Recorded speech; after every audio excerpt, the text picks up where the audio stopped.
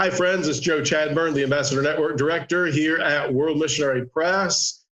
Welcome to today's broadcast. So glad to have Yuri and we have a special guest evangelist, his daughter, Sophia. Welcome, Yuri, Sophia. Thank you very much. Today, our topics you can mention. Yes, we're going to talk about evangelizing in the schools. So, yes.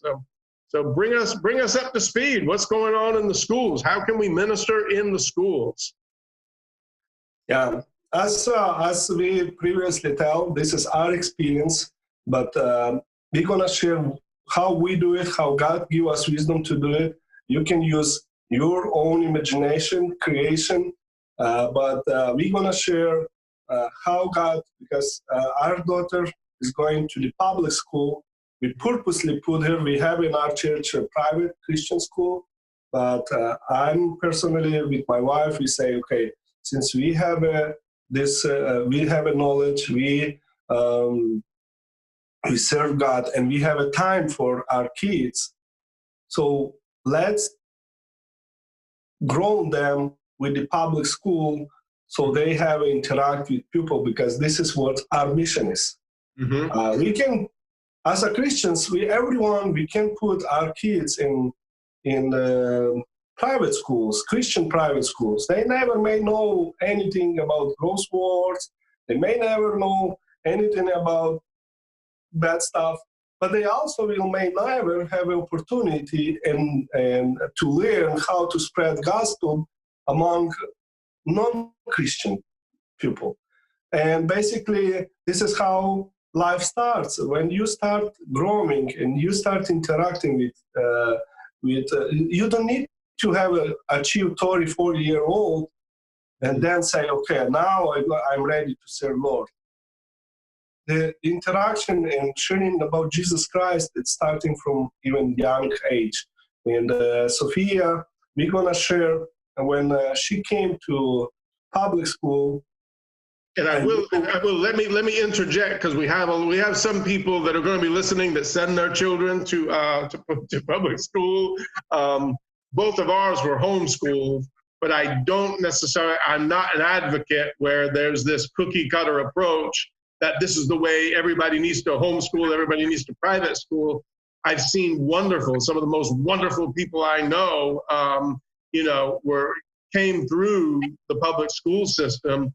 And many really have ministered in the public school system wonderfully. I'm a product of public schools. So don't tune out. Don't just shut this down if you're listening to that. Because I've been in Christian schools too. I taught a little bit in a Christian school, and when I was on staff at churches with schools, and a lot of times the kids that were in those schools were the ones the public schools didn't want. They got kicked out of that.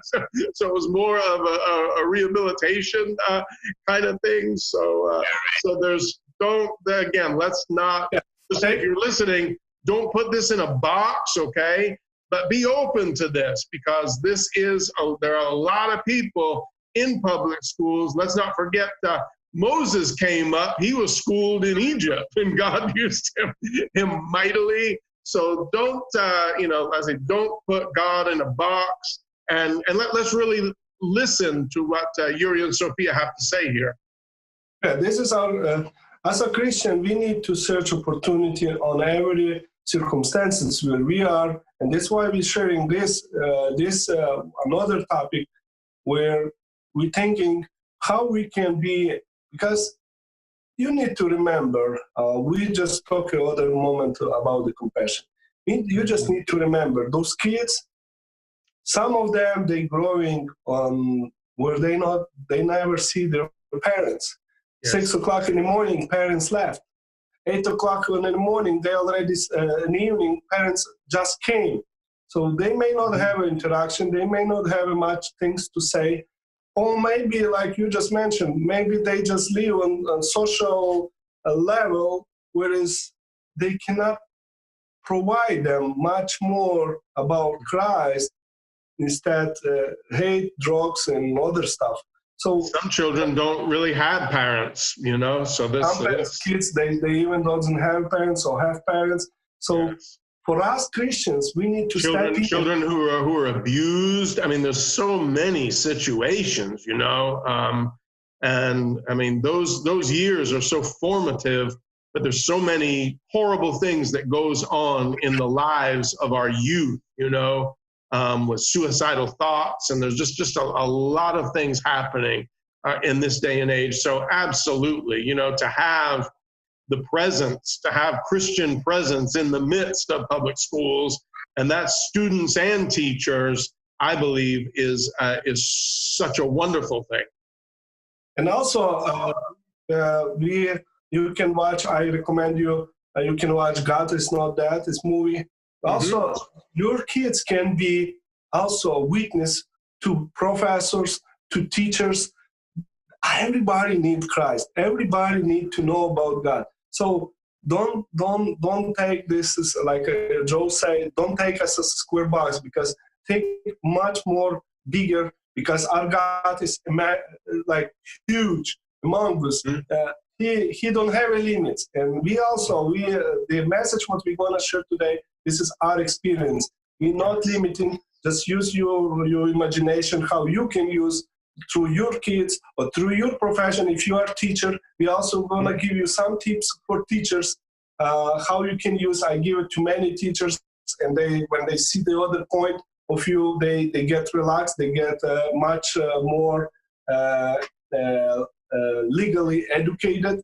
It's not legal advices, but I give you legal tips.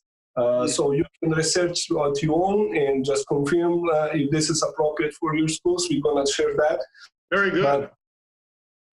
But that things, we as a Christians, we need to have a compassion and remember that everyone who is surrounding us, and if they don't know Jesus, or if they not have a good relationship with God, this is where our missionary field begins. Yes. All right? Yes. When Sophia starts, she was in a kindergarten, and they give her project, 3D project, and they say use recycle to make a robot. To make it robot, any recycled things to make it robot. So you can speak louder and just say what we decided to do, how we can shine. This is your opportunity. Same things. You kids will have this kind of assignments, and this is how we transform to the preaching gospel.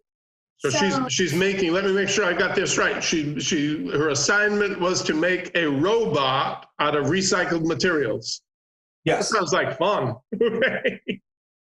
So we thought of like making something like a girl doll on recycle, but then I had an idea. Why don't we do something that kids will need? So we made up a robot that had this little Bible that opens up, and when it opens, there's a verse, John 3:16, and so our principal, he liked it, so he put it on the very front. So when parents entered and kids, they could open up the little Bible and read the verse. Wonderful. Yeah, we may have included those pictures later on to you guys, so you can. I'd love to put that in a link or to put that in the blog in a blog in the near future. If you can email me that'd be great. Yeah, we can email you. So the little robot. What kids' reaction was? They say, because the robot, it was from Superbook. Yeah. They have aerobic, remember? Yes. So we applied the same aerobic from Superbook. And some of them they know, some of them they not. But what's the reaction? How the kids, did they like it? Did they hate it? Did they was interested at all? What do you think? Well, when there was mostly unicorns and dinosaur robots. Mm-hmm. Because it had lots of color and it had a little flap. So the kids were interested in what was in the flap. They thought there was candy, but when they opened it, it was even better than candy. And they found little verses on pieces of paper. They took it out and kept it with them. Some people, their parents worked at school and their parents were like not Christians. So they told the kids not to take it, but the kids took it and said that the robot is so cute. So they didn't really like care what their parents said. They just did what they liked. Yeah. So the interaction was amazing. Kids going to the lunch or after lunch, and everyone they just stepping toward that robot, and that robot was preaching the gospel at his own. But this is so Jesus uses recycled robots. Amen. That's awesome. And the another one, on the first grade, you have another one that you have to do something from tube, cone, using cone. No, not cone. What's the name? Plastic bags. No, the out of recycled soda can. Soda can, or what's the name of long tube? Toilet paper rolls. Toilet paper rolls, or anything. Towel. No, the paper towel roll. The name figure. What they call? What's the name? Trubka, cylinder of the cylinder. Yeah, yes. Cardboard cylinder. Yeah. Cylinder shape, anything from cylinder shapes. So they learn in cylinder shapes, and Sophia and I, we came with one idea, and you just share what you did from your cylinder shape on the recycle educational. So after Sunday, during Sunday we were learning about Noah and the whale. And then when I came home, me and my dad had an idea that we could make a Noah and the whale project. And Jonah or Noah? No, Jonah. Jonah, okay. And so we took a cylinder and drew a fish. And then we put a string and connected a little picture of Jonah and put it inside the cylinder. Like get swollen.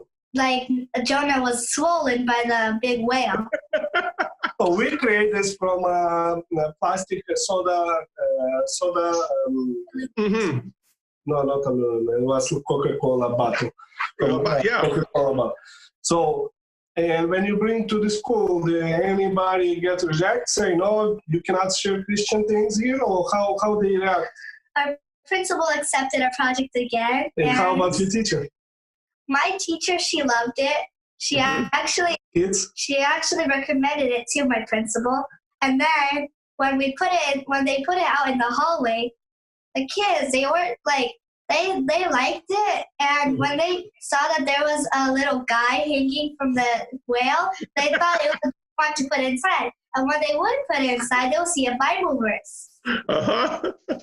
That's pretty amazing. And they would read it, and then they, the kids at dismissal, they got so excited, they all ran there that they almost want to take it home. And we put also some Bible verses, and we put be obedient to God. So that little project, we also going to send you a picture. It was preaching. It was preaching the gospel to every kid and the parents who visited the school, because it was an exhibition and it was chosen. So you need to, like our brother Joe said, you need to think out of the box. If you come standard way, may school not accept this. They may not allow, but through the school project, you can put whatever you want, but to accomplish the project. And if they like, if the reaction of the kids or teachers and parents, they accept it, they chose us as the winner, the content with the project will do their job. So this is the approach what we take, because she accomplished the job. She make a cylinder project, but also put content that preaching the gospel to glorify God. And kids like this interaction, they like this approach, and they was very much interactive. Share with me how when you start classes, how you introduce yourself to your kid classmates, And which gift, because I know you have in class that you guys, when you start school gift exchange, what you do? So when I was starting second grade, well, in other grades, my family had an idea.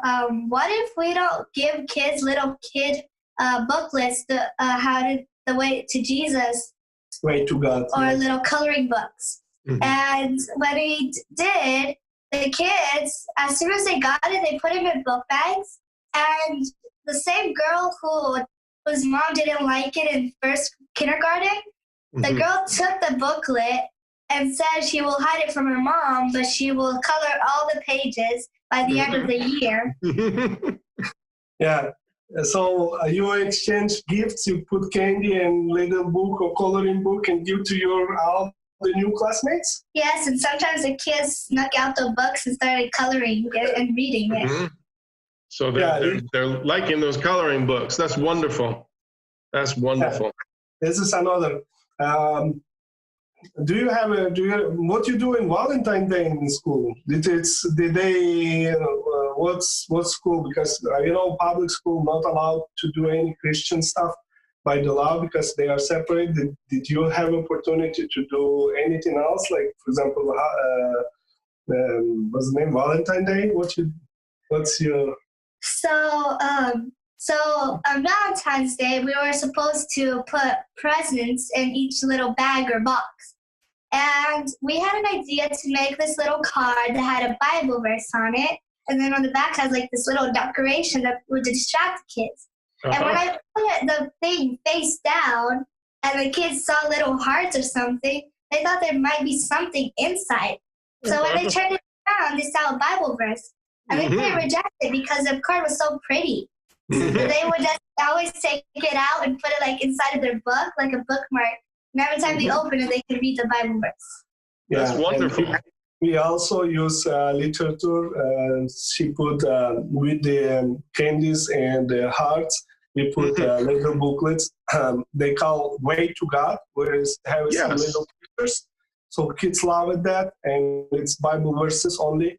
And it's very interactive for kids, and they like it. This in school, and again, since this is a gift, it's acceptable in school because you can bring anything. You can bring Pokemon or whatever, or you can bring a little book. It doesn't matter. It's a gift in a school system. It's accepted, and this is how they share. That's wonderful. Once you've done these things, what's the kids' reaction? Did everybody turns against you, or you create something new in the school? Well, the kids, like the other projects, they accepted it. They just thought it was the most special thing in their candy bag.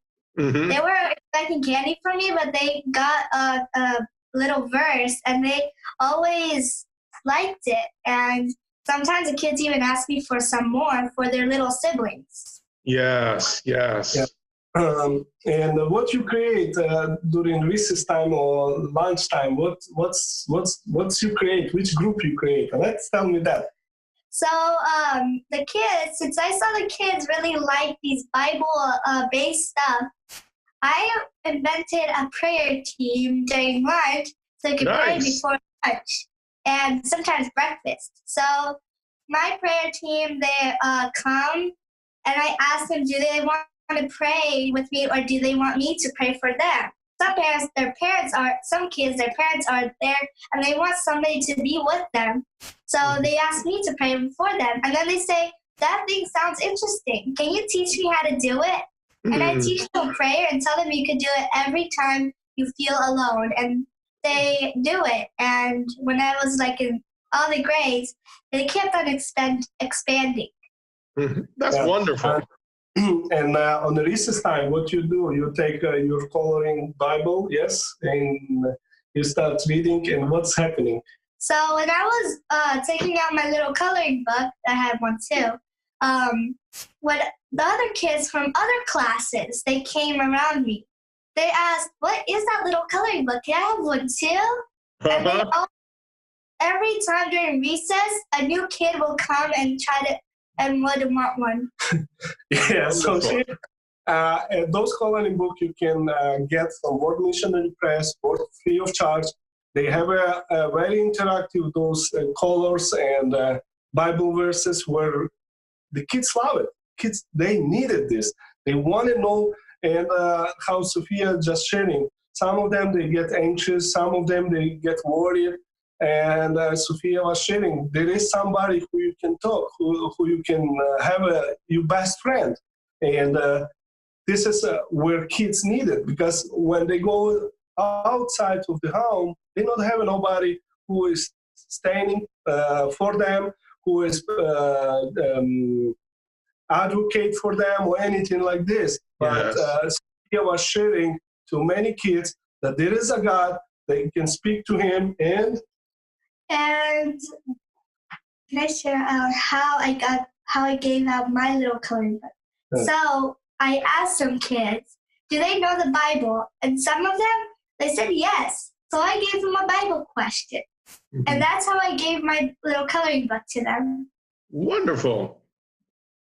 Can you share how God used you in school for medical, what's the name? Medical assistant the medical, what's the name? Nurse, the medical nurse and staff. Something happened. God prepared for everybody to see something, a living testimony of living God. This is where office workers, medical nurse, and everybody else get attention much in school. What God's doing through the kids. Can you share what God done and why everybody gets so much attention that we are serving living God and He is answering our prayers? Please share. So one day when I was learning in 3rd grade, something red started appearing on my skin. When I asked the teacher, she told me to go to the nurse. The nurse said that I would have to be home for 3 months. Wow. 3 months. And weeks, I think. Couple weeks or a couple of months, depending on what it was. So when I came home, we started... And she identified this as a how? What this was? And it was chicken pox. She identified, the nurse said, this is chicken pox. You must be staying in the home until it's gone. Mm-hmm. And what happened next?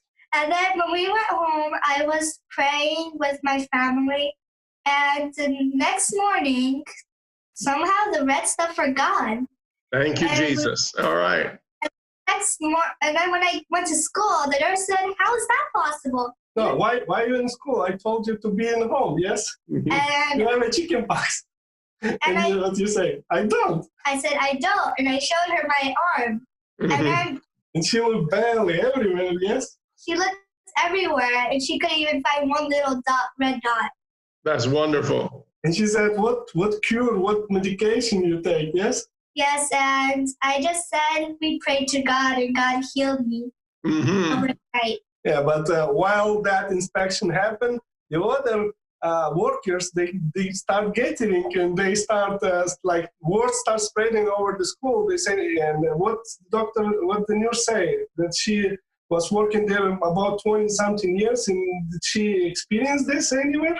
She said it was a miracle, and she said there were other kids who had sicknesses, and some kids had chicken pox. They never came back after the next day. And they was mad. And Sophia, and you, what you say, that you asking stony God or wood God or paper God? I asked the real God to heal me, and I wanted God to show a miracle so people could believe in Him. Yeah. So she testified that we ask living God. We ask Praise the Lord. And He hears the prayer. And she used this as a living testimony to many kids. And once a word spreading in the school, many kids even later start approaching to Sophia saying, hey, I need healing this, I need healing that. And it was an opportunity to sharing the gospel among the other kids and stuff like this. Yeah. Wonderful. I want to recommend because this is what Sophia is reading. Can you show it? And maybe you can introduce to everybody. Yes, the word works. Yeah. So this book has a lot of testimonies how help from above and how to know God books help people. And I could share some testimonies that's written. Not right now, but this book is about how people's lives were changed. 150 people's lives were changed through how to know God and help from above books. So we recommend everyone, we give you tips, but also on this book, this is compilation of all lives get changed. And for kids like Sophia, she loved this book, and she's reading like bedtime stories.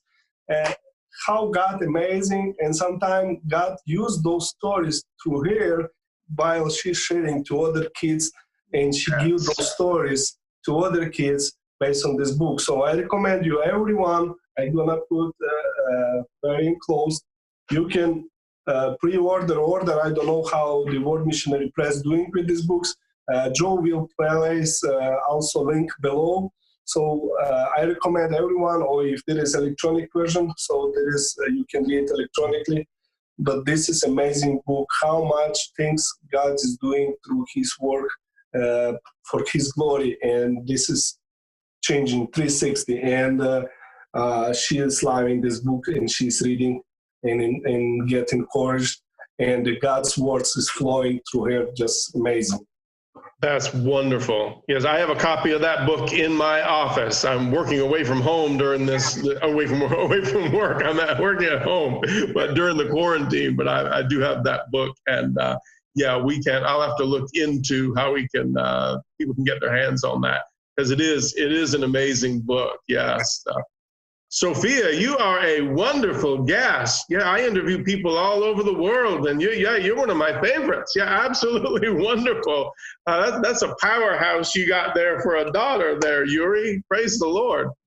Yeah, this is new generation that we know that gospel will still spreading until Jesus come back. So we know that new generation is stepping in, and I encourage every parents, remember the kids, they not need to have 20, 30, 40 years old to start sharing the gospel, because they can get to places where you cannot get. And they can talk to the minds that you cannot be able to talk to their levels. And for me, I'm not able to come to their classes. And she have also bodies class, share how you do in body classes.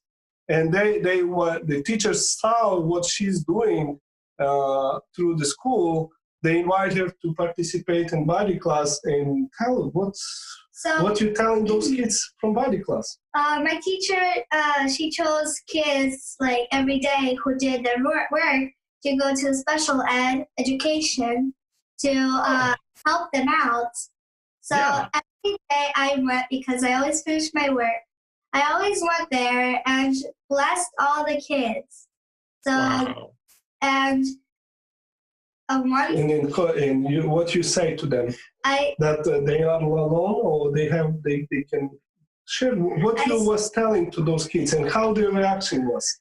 I told them that God loves them and that they are not alone, that God can heal them if they believe in Him. Some of the kids, they could talk a little bit, or they had this little machine. So when they say, "Can you please tell me more about Him?" And I had some of the coloring books, so I passed them out to these kids. And during free time, I helped read the stories to them, and they always enjoyed it and wished for me to come every day. That's wonderful. You see, even that moment, those kids, they are alone, and they know that something is not right with their body. But how I can serve? I can't. I cannot be there. But to new generation, we can extend the hands of Jesus Christ toward those kids, towards the kids who in need, and they can get encouraged, they can get supported, because many of us, we blessed, we have everything in our body, everything functioning well, but some of them, they're not that fortunate. And through the kids, You can spread the gospel even more farther and even maybe change somebody's lives. Because if that kid, even to disability, but if he get understood that he have a friend who is always with him and establish relationship with God, oh, it's worth it. It's worth it. Yes. We have many testimonies. She come in every day something new. Yeah. But share about the games, how you play with the kids, and they say butterflies, correct? And what you maybe some young listeners they gonna watch, and what you want to tell them about video gaming and how you play games. Start with the game and then turn the video games and other stuff. So maybe it will be helpful to other kids who is watching this video. So during recess, some of my friends or buddies, they said, let's play Chase the Monster. And they said, Sophia, you're going to be the monster. And I said, why monsters? Why can't it be butterflies or flowers? And I said, monsters is like devil. He's the one who's trying to get everybody down there. Why don't we play butterflies? Butterflies.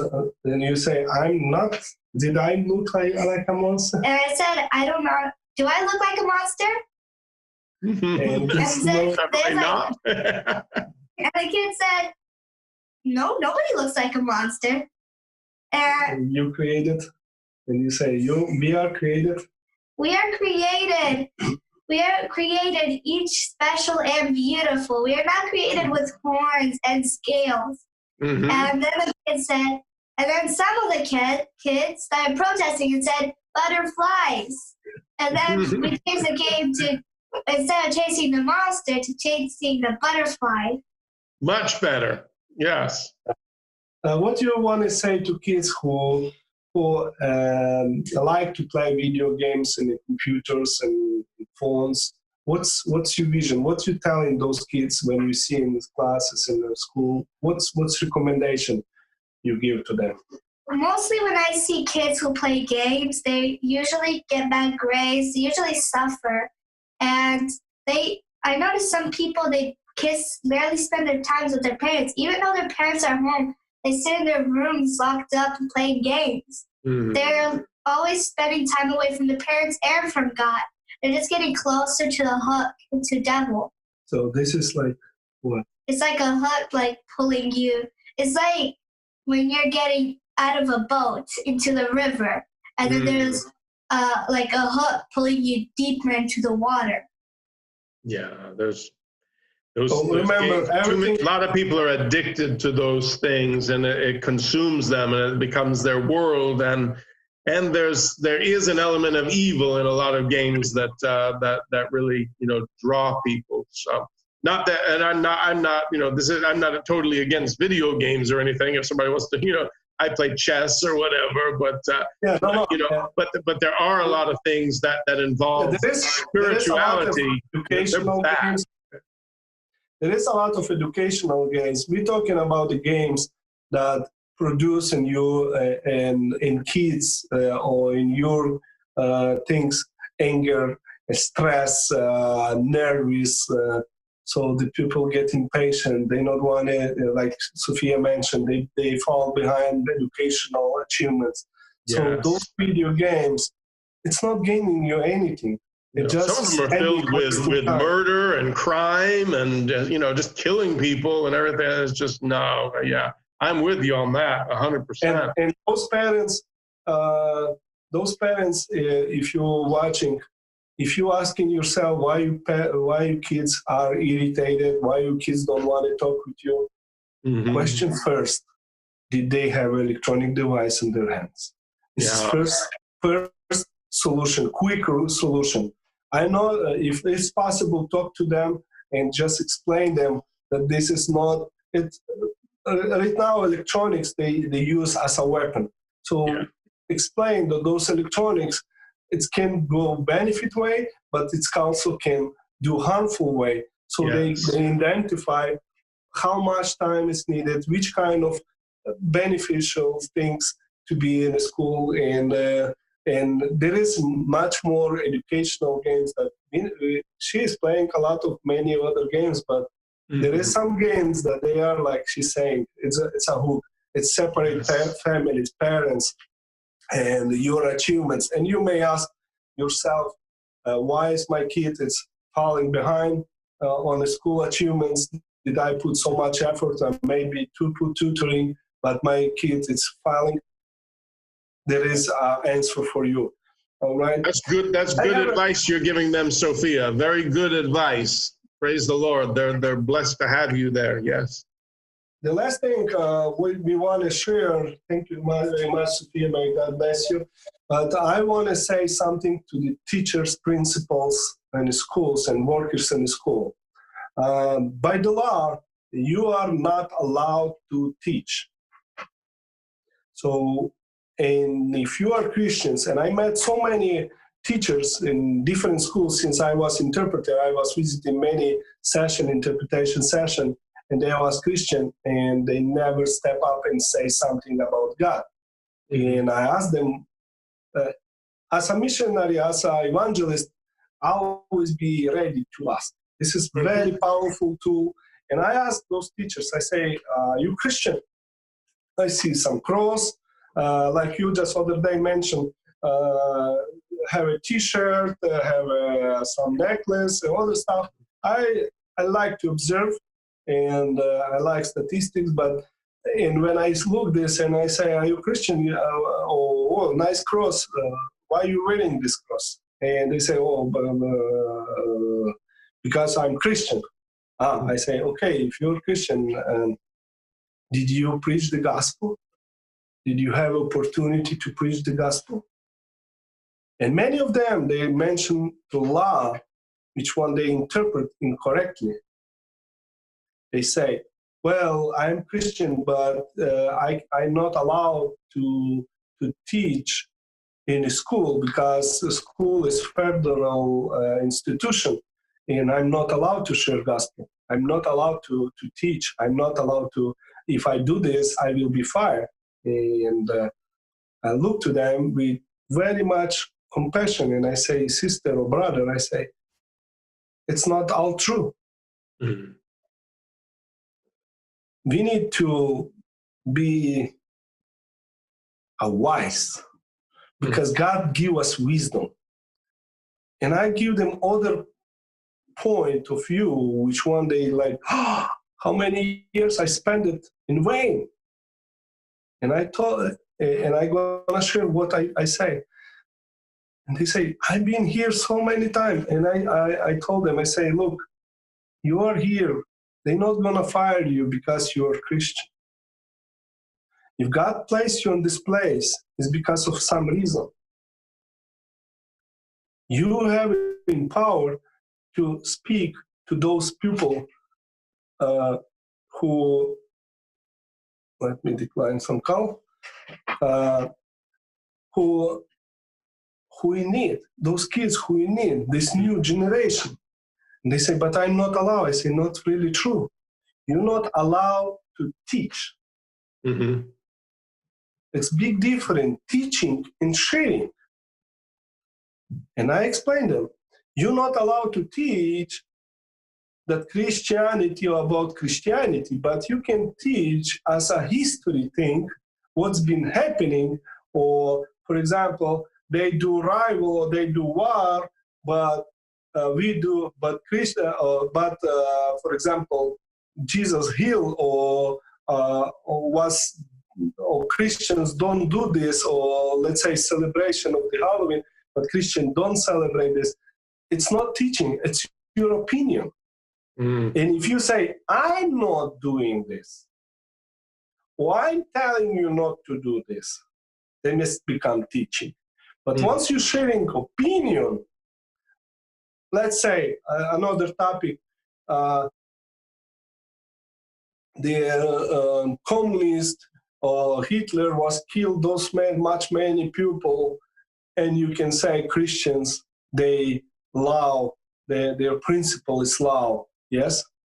So you put in comparison, you're not teaching them, you just give them facts, historical facts, and on comparison, then it's not become teaching. Then with law, you are correct way. You are able to compare. Don't need to be you Christian and you take, World War II was a bad, but Hindus or Muslims, since you are Christian, why you put in comparison all the religion to compare something, historical facts, when you have it right there, gospel in your hands? Just open your mouth and give in comparison something what will be valuable, or this behavior, or bullying. Just use those tools. If you're talking about bullying, you can say also Bible as a historical document saying that bullying, it's not good, and give some supporting topics. I remember, it's funny you say that, because I remember one of my favorite teachers was a history teacher. He was also my football coach. And this particular gentleman, when he shared history, he would dabble and just share a little bit about church history and how certain things fit into that. But he would also say, he said, I can only go so far. I wish that I could teach you more church history, but it's not in the curriculum, or more about how, Christianity influenced, And then, because a lot of times the kids think they're going to search that, especially we didn't have internet back in that day, but that's the first thing. If you're like, well, this isn't allowed, then the first thing you're going to do is go look it up, when you get home, or it's going to make you inquisitive. So I think, those things I mentioned, because, religion in general is part of our history, is part of world history. And there are different ways that certain things are interwoven, and there's certain events in history that you just can't overlook. And if you leave those parts out, and there's a lot of revisionist history and things out there, but to lay it out there where people can, research things and be aware of things, and hey, find out the spiritual climate of this. When you to dig deeper, find out what was behind this. What amazes me is that, like the Roman Empire, they would just leave children by the wayside just to die. Women were second-class citizens. There was really no such thing. Christianity brought in so much as far as healthcare, educational systems. There's so much that's happened since the cross because of Christian influence that has changed the world, for the better. I mean, some wonderful things. And You're right. We need to remember, Bible, it's not just spiritual book, or Christian book, or religious book. Bible is also document. Bible is also archaeological things. Bible is also astronomical thing. Bible is health, like biology. Bible is psychology. Bible is historical document, because have a proven historically and witnessly. So there is so many witness, and this is history book also. So need to remember this, apply this, and you just mentioned, for example, we have last month or 2 months ago, Black History Month, and kids was sharing about the what's the name?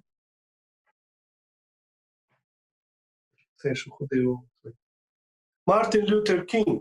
Yes. And they shared that he was a Christian, that he was a believer. This is nothing. If you have an assignment as a teacher, Martin Luther King, don't just say he was the only black man.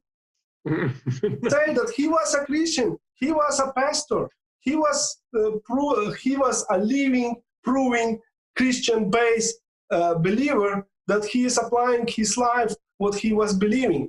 He was saying, we're going to do everything by peace. So if you have that opportunity, teach kids what's your background, and it's legal, and it's possible. This is why we're sharing with you those, because this is also, I feel that as a new generation, you have that influence.